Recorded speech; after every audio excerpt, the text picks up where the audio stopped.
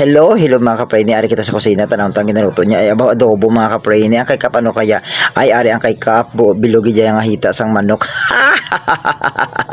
Nag-adobo siya mga kapre si Jerilyn sa saboroso nga adobo mga kapre ni. Kag update niyo kay Macao na kita wari na mga kapre ni ba una kita nato nakita si may mga kapre ni ay abaw ka namin sang iyang nakpili mga kapre.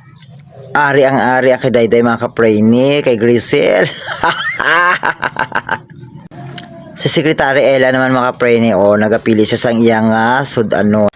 Ang aton galing nga panyaga mga kapre ni ay sponsor sang aton kagawad mga kapre ni Officer of the Day, kagawad Richie Vallejo. Salamat wad sa imong sponsor sa bunga udto. Ari na si Pato na dakpan ko ba patabon-tabon pa siya sa iyang guya kuha na ba na nahuya ka pa. Ay nalanggid ano ang imo ginapangita da pulawan. Ay nalanggid yung pinangita ta na sa isang bulawan.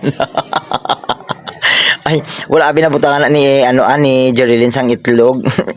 Amo siguro na pangita ni madam di pa pangita ang itlog madam kay wala na nabutangan. Ay bot na lang kid.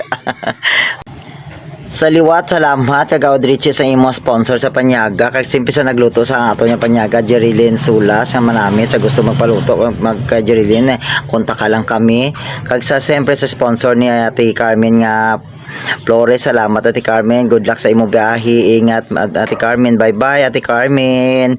O di ba sa pagbalik mo Ate Carmen